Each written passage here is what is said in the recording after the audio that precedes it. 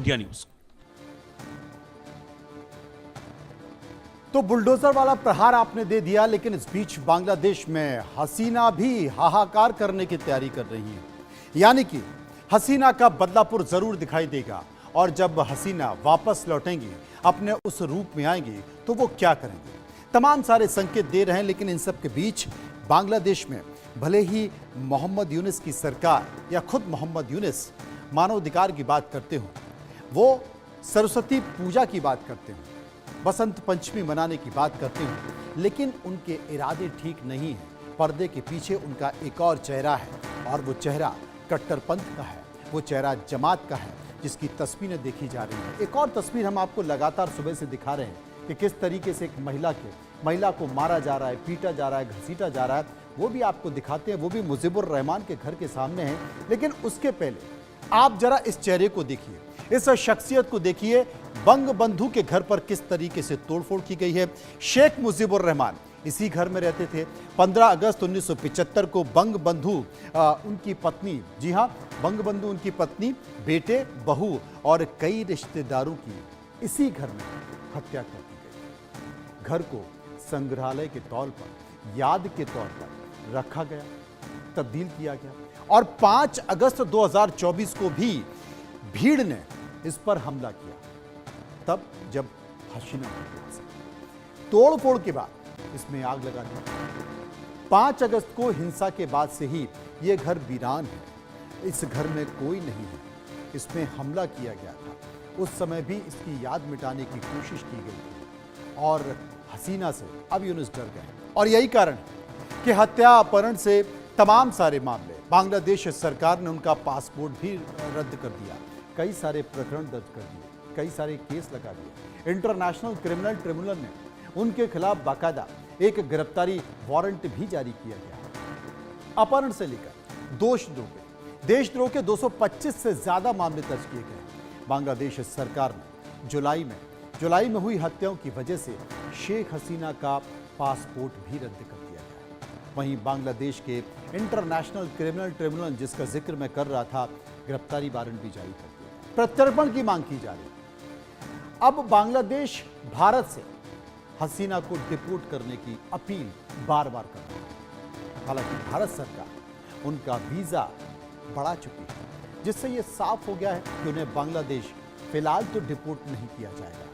और एक कारण भी यह है कि साफ तौर पर माना जाता है, चूंकि बांग्लादेश में चुनी हुई सरकार नहीं है, और चुनी हुई सरकार नहीं है तो उनके इरादे भी साफ नहीं है। तब जब इस तरह की तस्वीरें निकल कर आ रही हैं, तो कोई भी बड़ी हस्ती, कोई भी बड़ा नेता अगर किसी देश में शरण ले रहा है, तो उस देश के विवेक के ऊपर निर्भर करता है कि कहीं उसकी जान तो खतरे में नहीं है। क्योंकि चुनी हुई लोकतांत्रिक सरकार को ये कोई अधिकार नहीं है कि वो किसी का प्रत्यर्पण मांगे, और अगर उसने प्रत्यर्पण मांगा है तो ये उस देश के विवेक के ऊपर निर्भर करता है कि वो शेख हसीना को प्रत्यर्पण मांगने के कारण भेजे या फिर नहीं। मेजर जनरल रिटायर्ड जे के बंसल साहब, डिफेंस एक्सपर्ट, मेरे साथ मौजूद हैं। शुएब चौधरी, बांग्लादेशी पत्रकार, मेरे साथ मौजूद हैं। हम चर्चा करेंगे। जे के बंसल साहब मेरे साथ मौजूद हैं, उनसे तो सवाल करेंगे, लेकिन शुएब चौधरी से पूछना चाहता हूं, शुएब साहब, ये बांग्लादेश को किसकी नजर लग गई? बांग्लादेश के बंगबंधु, जिनके साहित्य, किताबें, जो कि तमाम वहाँ स्टूडेंट पढ़ते हैं, उनके योगदान को पढ़ते हैं, जिनने बांग्लादेश को बनाया, उसको खड़ा किया, बांग्लादेश को एक नई पहचान दी, आज उन्हीं की यादों को मिटाने की कोशिश की जा रही है, उनके संग्रहालय को गिराने की कोशिश की जा रही है, उसमें आग लगाई जा रही है, और सरकार चुप्पी साधे बैठे हुई है। शुएब चौधरी। धन्यवाद मनोज भाई। देखिए, सरकार चुप्पी से बैठा है नहीं।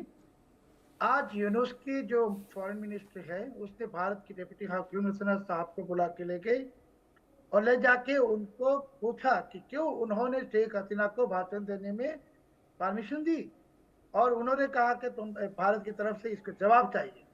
और यूनुस की प्रेस सेक्शन ने एक स्टेटमेंट दे दिया कि काल जो तोड़फोड़ हुआ आज भी हो रहा है, ये कह रहे हैं कि ये लोगों की घृणा और गुस्से की नतीजा है। सबसे बड़ी बात है मनोज भाई, कल जब ये तोड़फोड़ चल रहा था, वो तोड़फोड़ में हिजबुत तहरीर, अंसार अल इस्लाम, हिफाजत इस्लाम अलकायदा का फ्लैग थे, बहुत सारे अलकायदा का फ्लैग थे, और ये फिलिस्तीन का फ्लैग आपने भी दिखाए हैं, ये भी थे, और ये नारा लगा रहे थे भारत के खिलाफ। और कल रात ही इन्होंने कहा कि अगर भारत मंगलवार तक शेख हसीना को प्रत्यर्पण नहीं करेगा, उसके जवाब में कराए कि ये बुलडोजर प्रोसेशन, ये बुलडोजर मार्च जाएगा ढाका में भारतीय हाई कमीशन की तरफ, और भारतीय हाई कमीशन की नतीजा भी ऐसे बंगबंधु के घर की तरह होगा। शोएब साहब, मैं आपको रोकना चाहता हूं। शोएब साहब, मैं आपको रोकना चाहता हूं। एक बार मैं आपसे दोबारा यह पूछना चाहता हूं कि आपने तमाम बातों का जिक्र किया। आपने कहा कि आज भारत के हाई कमीशन को बुलाया गया, उनसे यह जवाब पूछा गया कि शेख हसीना को आखिर आपने भारत में क्यों रखा हुआ है, आप उसका प्रत्यर्पण, उनका प्रत्यर्पण क्यों नहीं कर रहे हैं। उसके जवाब में एक बार दोबारा से अपनी बात को दोहराइए। ये तो डिप्टी हाई कमिश्नर साहब को बुला के ले गई। देखिए, इतनी बड़ा एक घटना हुआ, इसके लिए कोई रिग्रेट नहीं है गवर्नमेंट का, कोई कुछ भी नहीं। उल्टे भारतीय डिप्टी हाई कमिश्नर साहब को बुला के ले जाके पूछा कि क्यों आपने सरकार ने शेख हसीना को भाषण देने में परमिशन दी।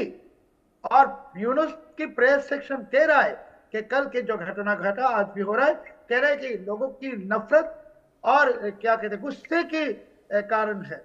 तो क्या लगता है कि they are legalising this kind of act of terror.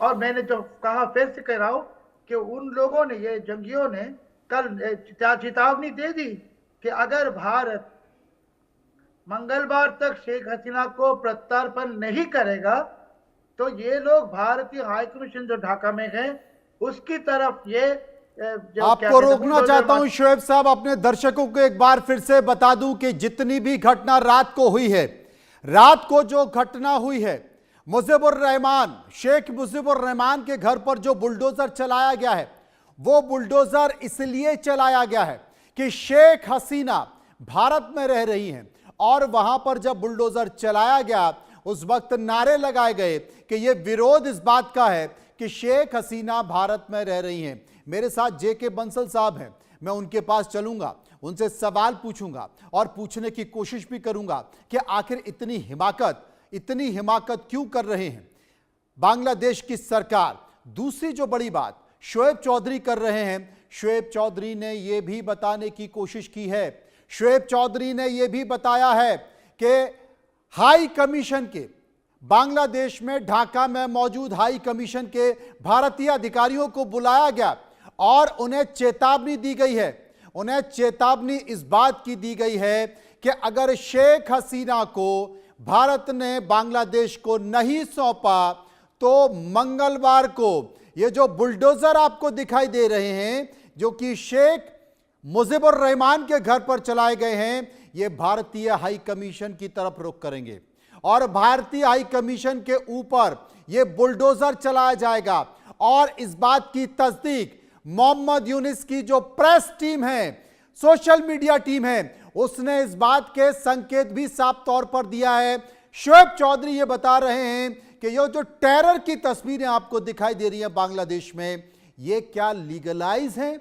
ये सरकार के पोषित लोग हैं, सरकार के कहने पर ऐसा कर रहे हैं, और साफ तौर पर मोहम्मद यूनिस ये बताने की कोशिश कर रहे हैं कि ये बांग्लादेश के कट्टरपंथियों जमात के लोगों का गुस्सा है।